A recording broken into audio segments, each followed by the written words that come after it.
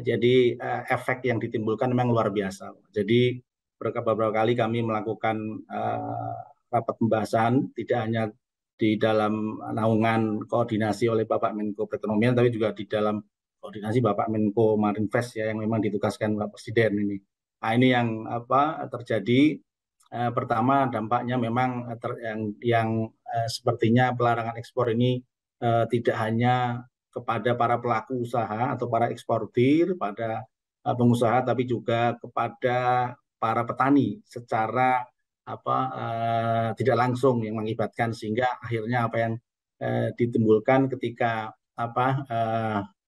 pelarangan ini ya, sehingga berlebihnya produksi ya, karena tidak dilakukan ekspor ya, sehingga dampaknya adalah ketika tangki-tangki untuk hasil pengolahan tandan buah segar yang dilakukan hasil panen dari petani ini ternyata masih penuh di tangki, tidak bisa dilakukan proses distribusi untuk ekspor ke negara-negara yang selama ini menjadi tujuan ekspor Indonesia ya, sehingga petani tidak bisa menjual hasil panennya kepada pabrik-pabrik itu.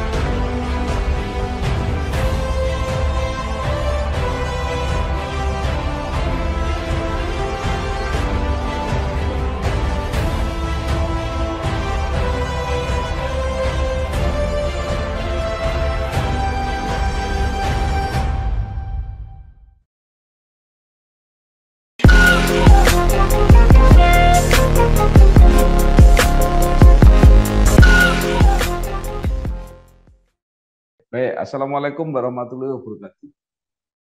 Waalaikumsalam warahmatullahi wabarakatuh. Bersama saya Bambang Sadono di kanal Inspirasi untuk Bangsa. Mudah-mudahan kanal ini selalu bisa memberi inspirasi, motivasi, dan edukasi.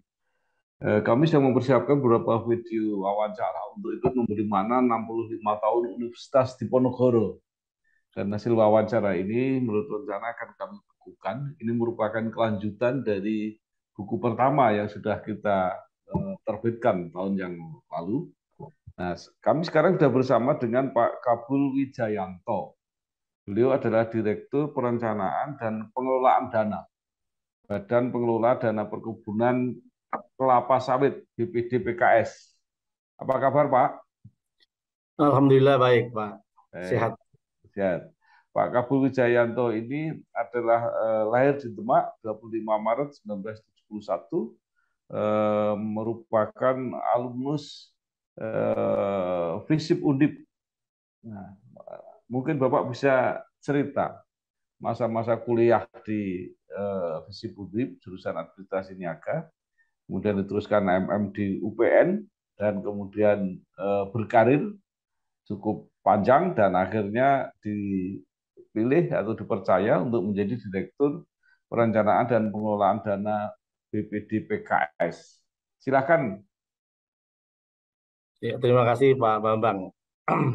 Tentu saya sampaikan terima kasih sekali lagi atas kesempatan yang diberikan untuk saya, yang dipercaya menyampaikan pengalaman yang akan saya sampaikan. Dan mungkin kami perlu sampaikan Pak Bambang bahwa saya betul di FISIP Undip angkatan 89 dan jurusannya, tapi kami di jurusan saya di administrasi negara.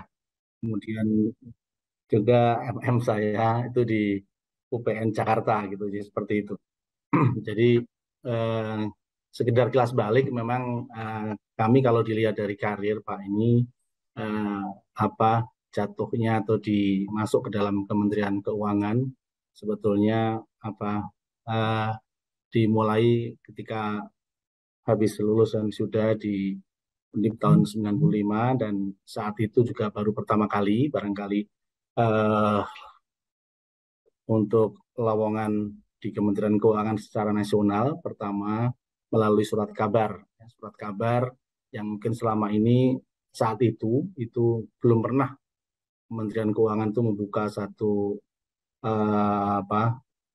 lowongan pekerjaan yang itu bisa diakses oleh seluruh pengguna tentunya yang terkait dengan saat itu surat kabar yang ada pada saat itu dua yang ada, yaitu surat kabar Surakarya yang saat itu ada, kemudian juga surat kabar Republika.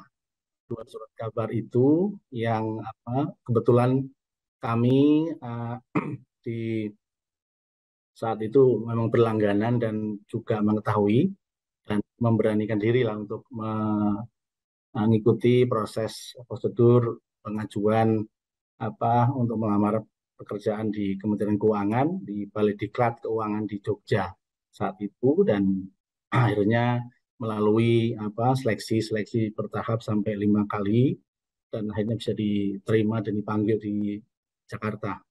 Kemudian penerimaannya juga saat itu ada di mungkin tidak semua tahu, kami diterima di saat itu adalah singkatannya unit eselon 1-nya Bakun, yaitu Badan Akuntansi Keuangan Negara, merupakan bagian dari eselon 1 di bawah Kementerian Keuangan.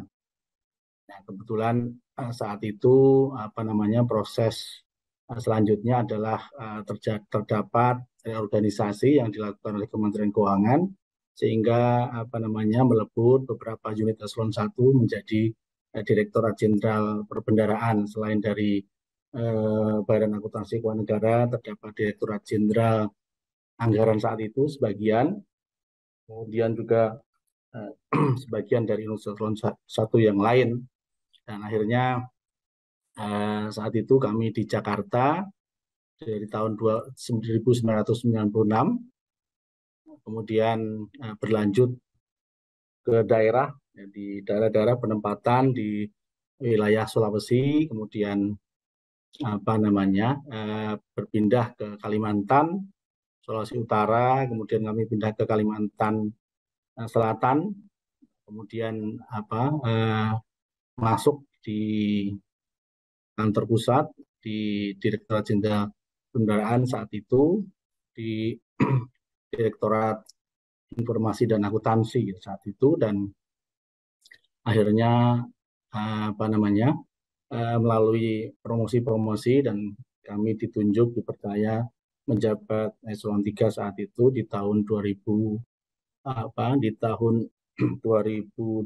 kalau nggak salah, dan itu kami kembali keluar di wilayah Maluku, kemudian menjadi kepala kantor yang selama ini memproses pelaksanaan pembayaran APBN di daerah, dan akhirnya tidak berapa lama tahun 2010 kami juga dipanggil kembali ke kantor pusat di kantor wilayah Ditjen Perbendaharaan Jakarta menjadi kepala bidang, sempat merangkap dan akhirnya ditugaskan kembali menjadi kepala kantor kepala KPPN Jakarta. Kemudian saya dipercaya di kepala bidang di Kanwil Ditjen Perbendaharaan Jakarta, dan lalu berpindah lagi 2 tahun 2010 dipercaya menjadi kepala kantor kepala KPPN Jakarta 3 di Jakarta, yang memang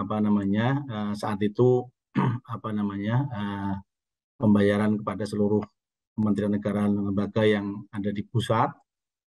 Kemudian tahun 2 tahun lagi 2014 kami dipercaya diminta kembali untuk dimasukkan di kantor pusat menjadi salah satu kasubdit di Direktorat Sistem Manajemen Investasi tahun 2014, dan kemarin sejak tahun 2019 kami dipercaya menjadi Direktur Perencanaan dan Pengelolaan Dana BPD PKS yang merupakan badan layanan umum di bawah Ditjen Perbendaharaan, Kementerian Keuangan yang memiliki tugas ya untuk menjalankan kebijakan pemerintah dalam rangka pengembangan kelapa sawit berkelanjutan dalam bentuk program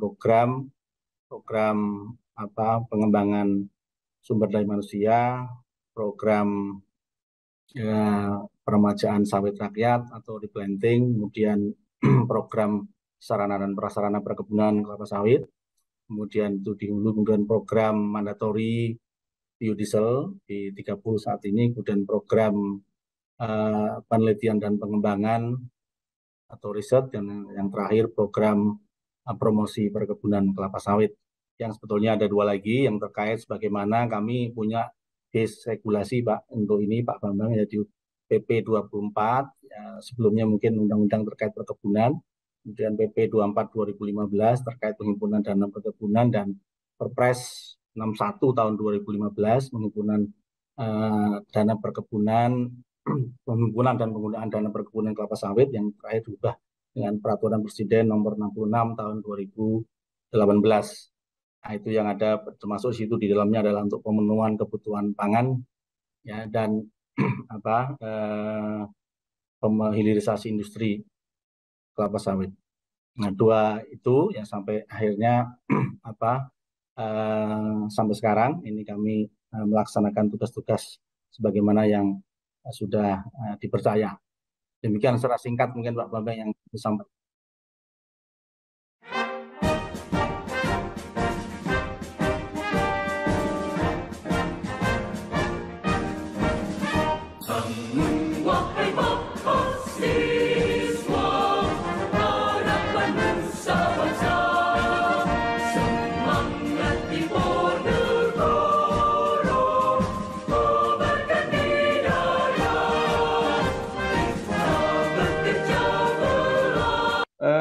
Kalau tidak salah BPD PKS itu dibentuk itu kan karena harga sawit jatuh pada waktu itu. Kemudian petani sangat kesulitan gitu.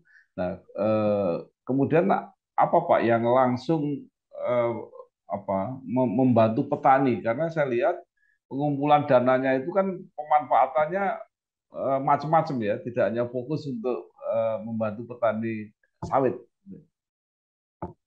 Ya, terima kasih Pak Bambang. Jadi BPDKS berdiri ini di tahun 2015 di bulan Juni, dan memang diarahkan saat itu ketika berdiri ini alat gunanya adalah dalam rangka untuk salah satunya adalah untuk stabilisasi harga CPO itu, dan salah satunya tugas juga adalah dalam bentuk menyerap oversupply produk CPO yang berbasis kemandirian, artinya memang digunakan untuk konsumsi domestik atau dalam negeri. Salah satunya yang kami sampaikan tadi inilah program dalam bentuk biodiesel, dan ini merupakan bagian program yang sebetulnya yang dilakukan sebagaimana program Presiden, Bapak Presiden terkait dengan energi baru terbarukan, yang itu nanti sudah dibuat roadmap dan rencana umum energi nasional di tahun 2025 nanti blending untuk EBT ini mencapai 23%. Dan perlu kami sampaikan Pak Bambang bahwa BPDKS merupakan dalam tanda petik merupakan eksekutor ya atas pelaksanaan regulasi-regulasi yang disusun oleh kementerian. Dalam hal ini kementerian-kementerian yang tergabung, Pak, kami memiliki secara struktur sebagaimana PMK Peraturan Menteri Keuangan 113 tentang SOTK, struktur organisasi dan tata kerja untuk BPDPKS ini. Kami merupakan BU yang memiliki yang namanya organ yang namanya komite pengarah. Komite pengarah ini ada yang diketuai oleh Bapak Menko Perekonomian dengan beranggotakan 7 kementerian, ditambah dengan Menko Perekonomian ada 8. Ini semua merupakan kementerian-kementerian yang terkait dengan kelapa sawit. Mungkin satu-satunya badan umum yang memiliki banyak komite pengarah seperti ini, atau dalam swasta mungkin seperti komisaris gitu ya, seperti itu. Dan ini banyak dari berbagai Pak. Jadi berbagai Pak, memang berbagai kementerian yang selaku pemilik program. Contohnya adalah Kementerian Pertanian. Ini adalah program-program yang ada di hulu, ini dimiliki oleh Kementerian Pertanian. Kemudian program di hilir ini dimiliki oleh beberapa kementerian energi sumber daya mineral yang terkait dengan program biodiesel, kemudian program terkait dengan hilirisasi industri sawit, ini Kementerian Perindustrian, ya, kemudian juga terkait dengan promosi, ini Kementerian Perdagangan, kemudian di sana ada juga Kementerian BUMN, kemudian ada Kementerian Bappenas ya dari sana, dan ini adalah bagian-bagian yang selama ini memberikan, karena tugas bagaimana di dalam PP tadi yang kami sampaikan, memberikan arah kebijakan bagi BPDKS ya, dalam melakukan tugas dan fungsinya. Nah ini yang sebagaimana tadi yang kami sampaikan. Jadi terkait dengan kebijakan itu tentu semuanya yang memberikan penetapan atau keputusan adalah komite pengarah ya, yang dilakukan beberapa melakukan rapat arahan, termasuk maaf satu lagi saya lupakan malah satu anggota yang dari kami sendiri Pak, Kementerian Keuangan. Jadi Bu Menteri merupakan bagian ya, dari komite pengarah.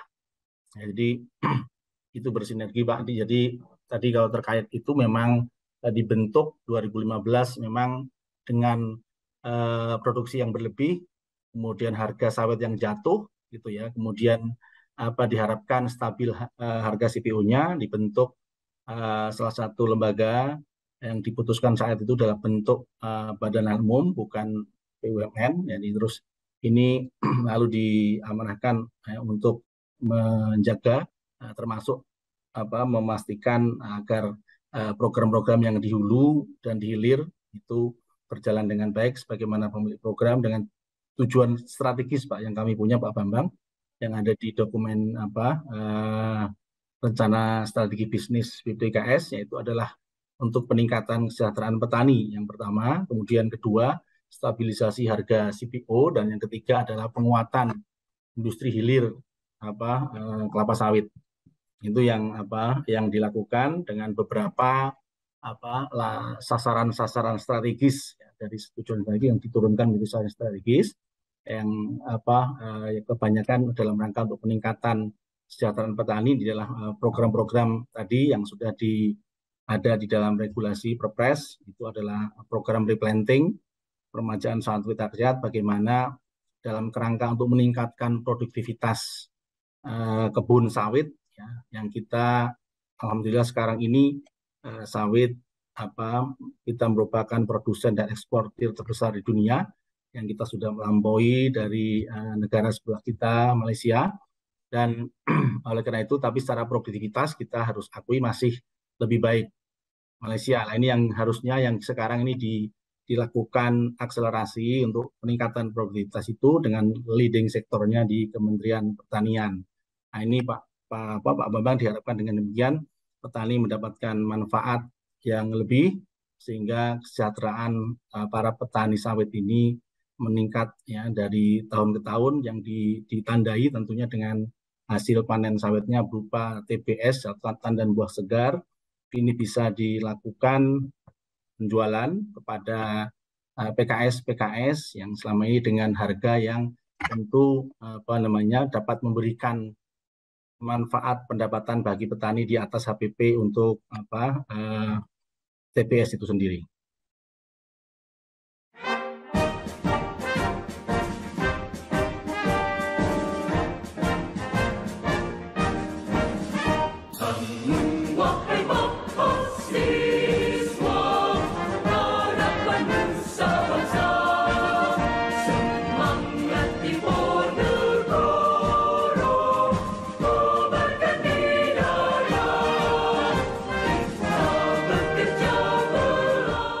Ya,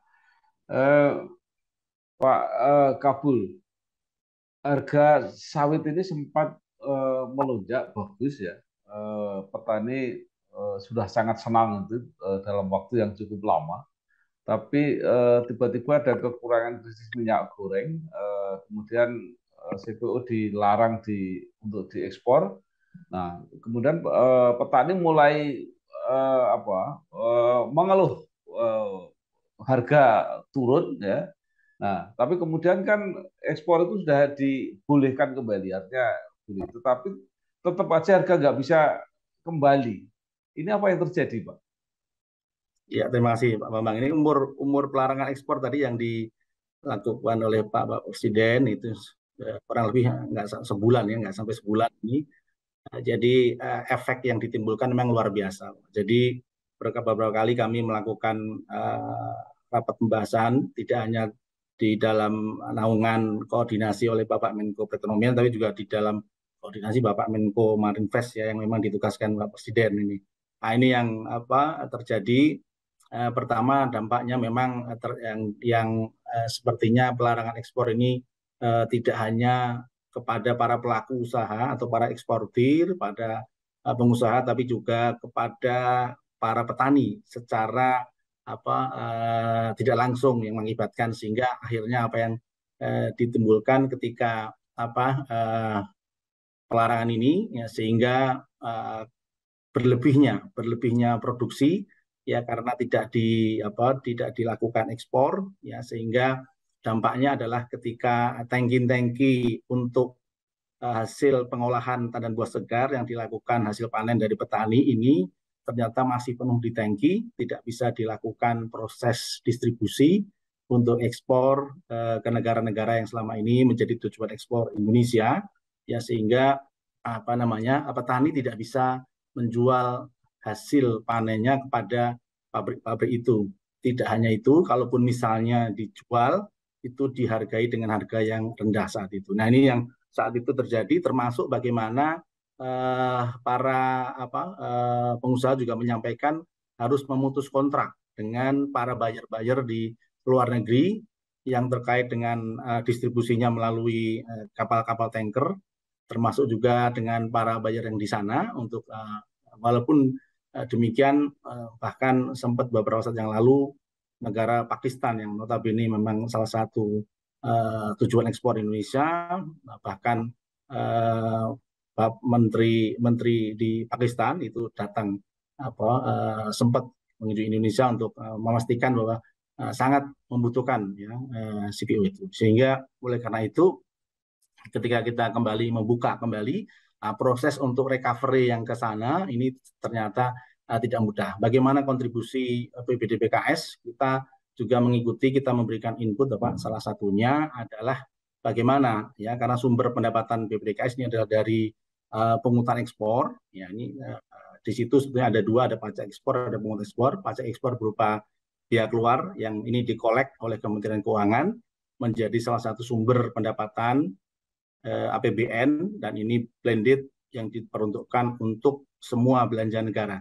Nah, tapi kalau yang pungutan ekspor ini memang diirmak untuk khusus untuk kebutuhan terkait dengan pengembangan kelapa sawit. Nah, dalam kaitan itu PE ini dilakukan penyesuaian dan dibahas di rapat di dalam komite pengarah itu saat itu, bagaimana PE yang sebelumnya dengan tarif yang ada ini dinihilkan tarif pentarifannya, sehingga memberikan beban, mengurangi beban yang ada di pengusaha ya, sehingga memberikan relaksasi bagi pengusaha untuk bisa mempercepat proses ekspor itu, meningkatkan ekspor. Begitu juga terkait dengan proses tadi mengembalikan tadi agar kontrak-kontrak dengan kapal, distribusi dan segala macamnya itu bisa kembali lagi. Ini dilakukan pada gilirannya, membutuhkan waktu, dan memang selain itu memang ada faktor ini Pak terkait dengan situasi global yang kita sama-sama tahu bahwa dampak invasi Rusia ke Ukraina itu mengganggu memang rantai pasok distribusi yang terkait dengan minyak nabati dunia gitu kan. Dan ini sebagai salah satu penghasil rapeseed oil di Ukraina ini akhirnya justru banyak untuk kebutuhan minyak ini justru yang selama ini ya Uni Eropa yang juga enggan menggunakan itu sebetulnya di industri mereka akhirnya juga suka tidak suka ini menggunakan sawit gitu ya. Memang secara produktivitas di antara seluruh minyak nabati di dunia, apakah itu soybean oil, rapeseed oil, semuanya itu memang lebih efektif, lebih efisien minyak sawit. Dan ini akhirnya kemarin ketika proses ini sudah mulai membaik dan membutuhkan waktu, kondisi juga terkait dengan iklim yang musim kering di Amerika, di benua Amerika kemarin juga menghalangi itu karena juga mereka mulai menanam lebih banyak ya minyak kedelai itu sehingga otomatis mempengaruhi termasuk harga itu. Dan ini kebetulan proses ini dilakukan secara bertahap dan kemudian kemarin juga baru lama diputuskan kembali perpanjangan tarif pungutan ekspor nihil ini sampai dengan akhir Oktober. Diharapkan ini momentum yang baik yang Pak Bambang sampaikan. Ini sudah mulai ekspor ini sudah mulai meningkat.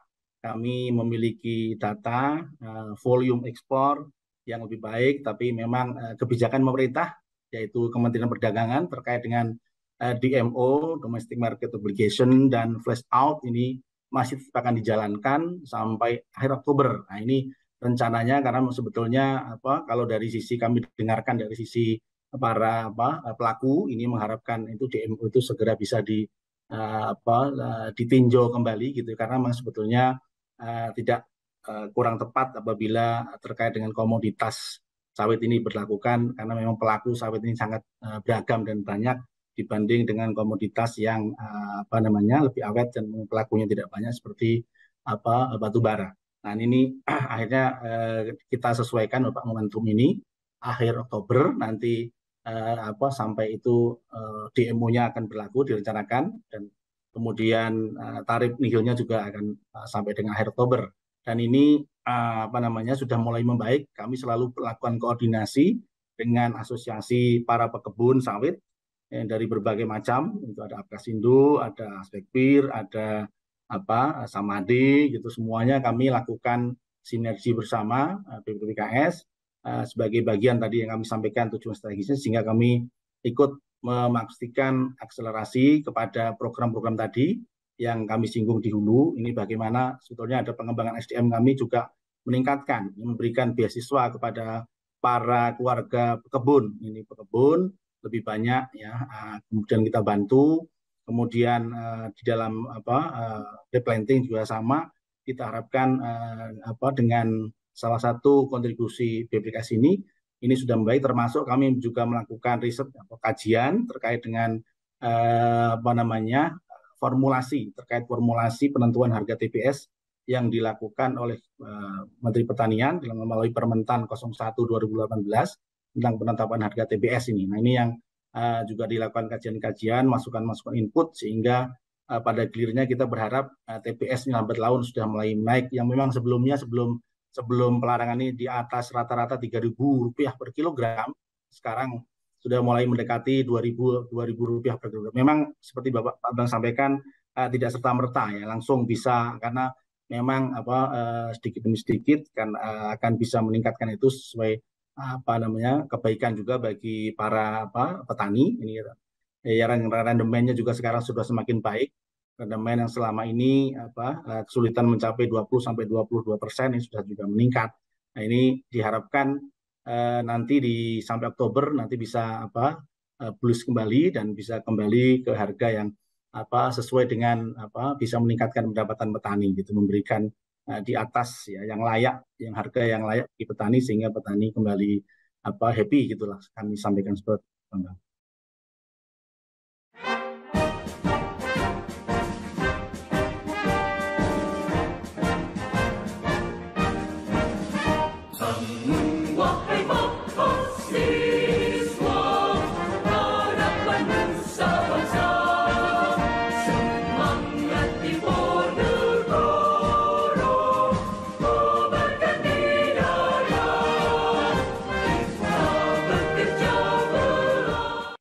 Kalau batas harga yang wajar untuk petani itu sebenarnya berapa Pak? Apa sekitar 2.000-an atau Nah, berapa?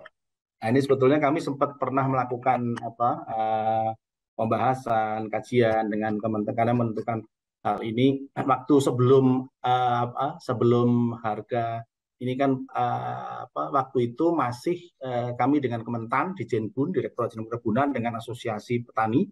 Ini sebetulnya waktu itu di angka harga Rp1.200 per kilogram tahun 2020 itu mereka sudah untung Pak Bambang. Nah, tetapi ketika dalam perkembangannya ada dua masalah, yaitu adanya kenaikan harga untuk pupuk. Nah, untuk pupuk ini meningkat hampir 2-3 kali lipat, sehingga menambah biaya untuk HPP-nya dari sawit itu sendiri gitu. Kemudian dari sisi benih juga sama atau bibit ini juga ada kendala, mereka kesulitan sehingga ini menyebabkan ongkos biaya naik dan menurut mereka harga sekarang yang wajar untuk kembali BIP itu ya di kisaran 1.600 sampai 1.800 rupiah per kilogram.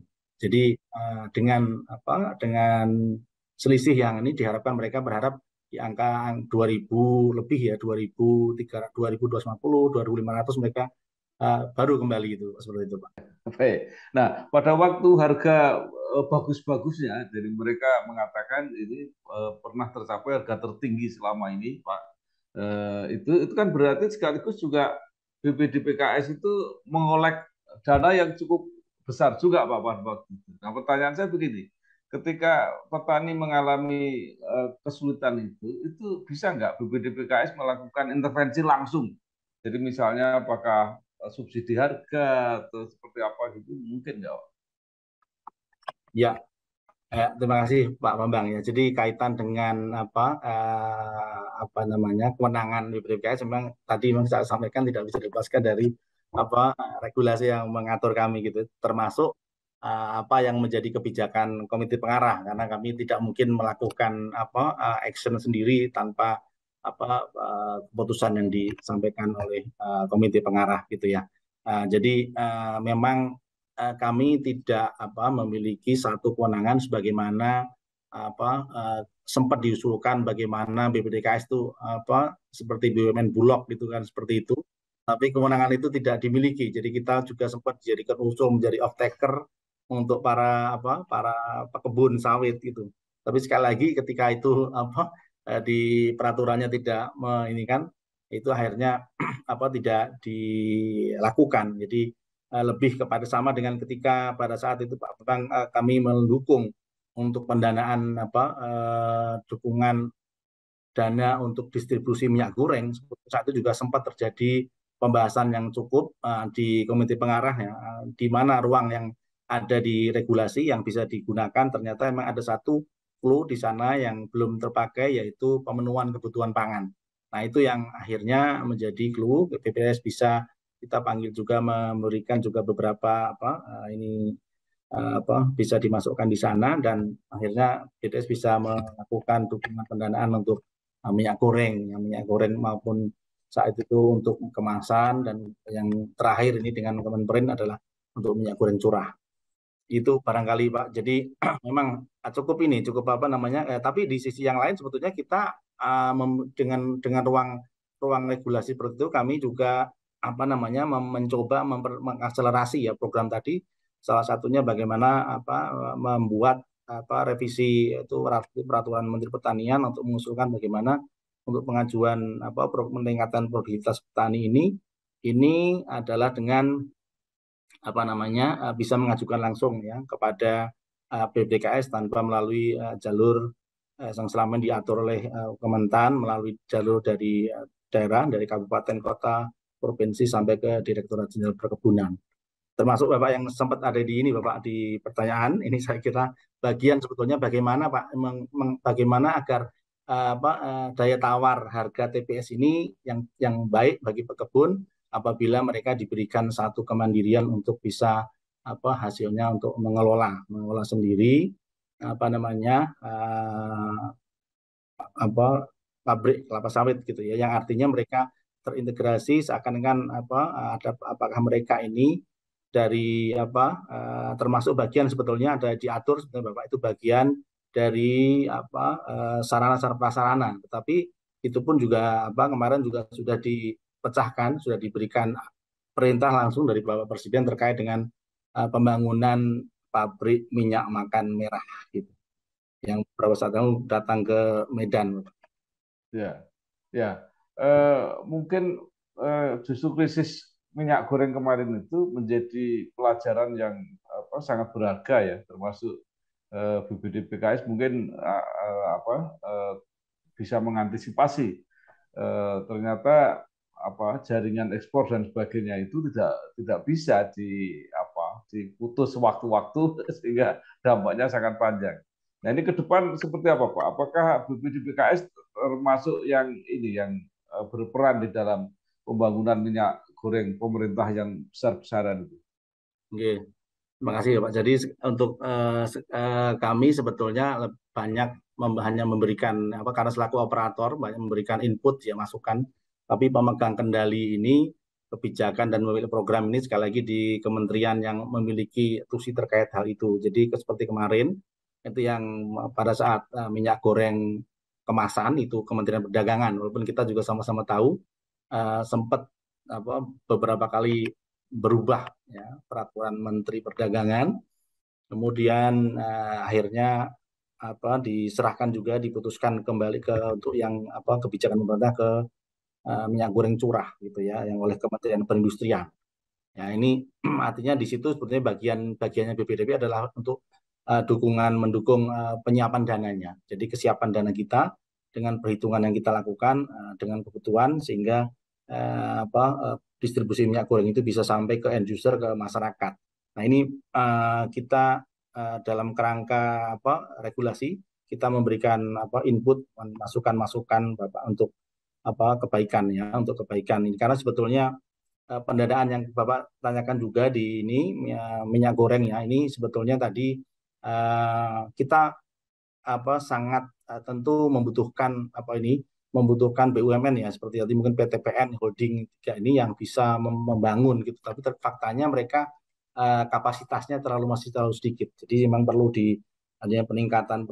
Nah, ini yang dilakukan tapi di sisi yang lain sebetulnya tadi yang kami singgung bagaimana sebetulnya selain memastikan distribusi ini dengan baik sebetulnya adalah menjaga atau membantu peningkatan kesejahteraan petani tadi. Tadi yang saya sampaikan sebetulnya Pak Presiden itu mengarahkan kemarin waktu datang ke PPKS yang Pusat Penelitian Kelapa Sawit yang merupakan bagian dari PT PM3 Holding itu diberikan hasil risetnya itu memang memberikan manfaat terkait dengan minyak makan merah untuk bisa dilakukan ya oleh bersama karena kehadiran dengan Bapak Menteri Koperasi dan UMKM Pak Teten saat itu dan memang diminta dilakukan oleh koperasi. Nah ini sudah kemarin belum lama juga sudah dilakukan rapat pembahasan di komite pengarah ya, untuk memberikan penugasan kepada Kementerian BUMN untuk menugaskan PTPN dalam hal ini ya melalui sigi PPKS untuk membangun ya minyak makan merah dengan harapan sementara ini dukungan dalam bentuk CPO itu dilakukan oleh PTPN bersama-sama tentu dengan saling dengan koperasi yang ditunjuk ya ada 3 lokasi koperasi yang ditunjuk itu juga bisa koperasi kebun sawit ini yang akan nanti bahu-bahu bagaimana agar sisi bahan baku untuk minyak makan merah ini bisa terpenuhi nanti lambat laun kemandirian ini akan bisa dilakukan. Nah, ini nanti minyak makan merah ini juga bisa menggunakan hasil panen dari kebun dan nanti ketika 3 lokasi ini sukses berhasil termasuk nanti terkait dengan produksi dan pemasarannya penggunanya nanti diharapkan akan direplikasi di lokasi-lokasi yang lain. Ini sejalan juga dengan apa yang dilakukan Pak. Kami juga mendukung melakukan riset dilakukan oleh para peneliti di ITB yang dipimpin oleh Prof. Subagio dalam hal ini ya untuk apa ini ada membangun terkait dengan energi baru terbarukan yaitu bensin sawit Pak. Ini sudah sudah dilakukan dan berhasil bensin sawit ini. Jadi 100% bahan bakunya adalah dari sawit gitu, dan ada produk sampingannya itu yang hampir sama dengan minyak makan merah, minyak makan sehat, dan itu juga nanti akan diberikan laporan kepada Bapak Presiden, dan bahkan kemarin akan nanti meminta kalau Bapak Presiden berkenan akan memberikan nama, apakah sama dengan namanya minyak makan merah atau minyak sehat yang lain gitu Pak. Itu merupakan beberapa bentuk dukungan untuk energi baru terbarukan, dan salah satu sisi gitu, untuk mendukung kesejahteraan dari para petani gitu ya, untuk yang mungkin saat ini tergabung dalam koperasi-koperasi maupun yang lainnya. Ini akan dilakukan untuk beberapa lokasi nanti di tahun 2023, Bapak.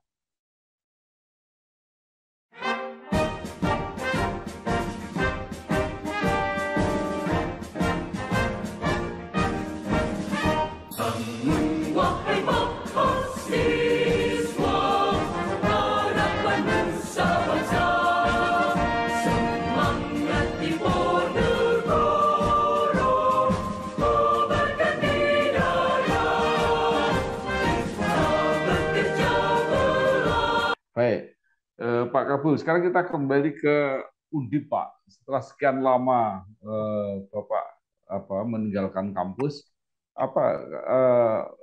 hubungan-hubungan yang masih terjalin, atau setidaknya mungkin komunikasi dengan sesama alumni, atau mungkin dengan alma mater, dengan kampus. Iya, terima kasih Pak. Jadi kalau dengan alumni sejurusan, kami juga membentuk WA group gitu ya. Kemudian alumni FISIP juga kami di grup IK FISIP juga kami ikut, dan beberapa saat yang lalu sempat kami untuk IK Undip sempat ikut di acara yang diacarakan di Jakarta beberapa saat yang lalu. Waktu itu uh, di kalau tidak salah di hotel Arya Duta ya di Jakarta. Kemudian beberapa saat lalu yang untuk IK Visipnya kami juga ikut by Zoom. Yang kemarin beberapa saat yang lalu juga sudah terpilih ya kalau nggak salah Ketua IK Visipnya Pak Inspektur Jenderal Kementerian Perindustrian kalau nggak salah seperti itu. Mas Rokan. Nah itu yang kami kemarin sempat ikut Zoom, Pak. Jadi seperti itu yang kami lihat dan kami pantau gitu untuk grup-grup ini. Tapi sekali lagi ya kalau ada keterlibatan, ada dilibatkan atau ini kan kami selalu mendukung ya, siap untuk sempat karena waktu di IK Undipnya sendiri kemarin ya sempat beberapa kali bertemu pada saat kami penugasan Pak, itu ternyata ada ketemu gitu kan dengan, kalau di Semarang kemarin kebetulan sekarang sudah tidak di RUT PDAM ya, PDAM Semarang itu bagian dari alumni Undip, dan kami ketemu karena sama-sama waktu di kami penugasannya juga waktu itu menjadi Kasubdit yang terkait dengan investasi pemerintah daerah. Jadi salah satunya dengan pemberian dukungan pendanaan yaitu ke pemerintah daerah, yang itu dalam hal ini dilakukan oleh BUMD saat itu, dan kami kenal Pak itu dan sudah menjalin komunikasi. Jadi itu yang mengikuti kami Pak itu. Ya. Terakhir Pak Kabul, mungkin ada saran dan harapan baik kepada alma mater secara umum, atau mungkin kepada sesama alumni, atau kepada adik-adik mahasiswa yang masih belajar, mungkin berdasarkan pengalaman Pak Kabul ini, ada hal yang perlu disampaikan. Silakan. Iya, terima kasih Pak Bambang. Jadi kami dalam melaksanakan barangkali sebagai bagian dari ASN, sebagai bagian dari yang ditempatkan di Kementerian Keuangan, tentu tidak bisa pas apa yang dimintakan kepada kami untuk menjunjung tinggi yang ada di nilai-nilai di Kementerian Keuangan gitu kan. Untuk itu yang mungkin bisa juga dilakukan, bagaimana untuk menjadi salah satu Kalau selama ini kita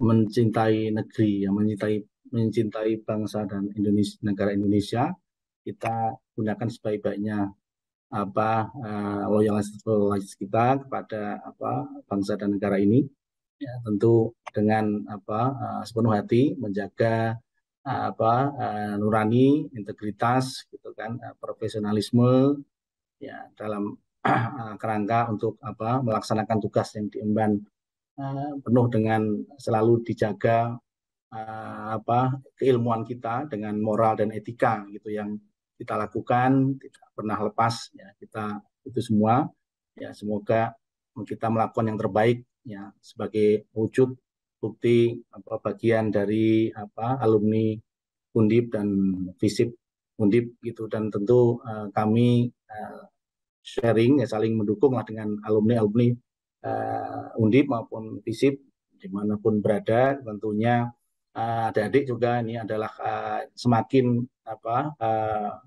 beberapa tahun ke depan semakin banyak, ya tantangan dan yang dihadapi.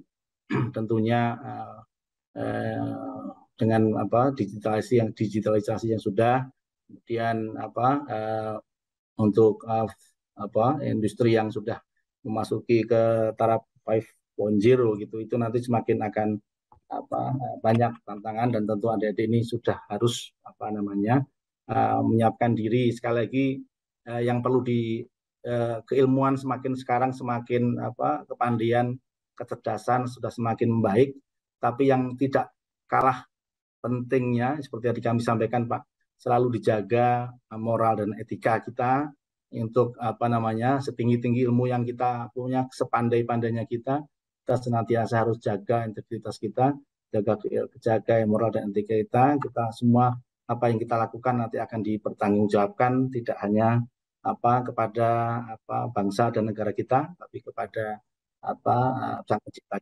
Mungkin seperti itu yang sebagai bagian. Luar biasa Pak Kabul Wijayanto, Direktur Perencanaan dan Pengelolaan Dana, Badan Pengelola Dana Perkebunan Kepala Kelapa Sawit BPD PKS. Mudah-mudahan pengalaman dan wawasan yang sudah disampaikan itu memberi wawasan kepada kita semua dan mencari solusi yang sebaik-baiknya terhadap masalah yang dihadapi oleh masyarakat. Nah, sekali lagi terima kasih Pak, sukses terus Pak Kabul. Terima kasih Pak Bambang atas kesempatannya. Sehat-sehat selalu Bapak, salam sehat. Kita semuanya untuk Waalaikumsalam warahmatullahi wabarakatuh. Waalaikumsalam warahmatullahi wabarakatuh.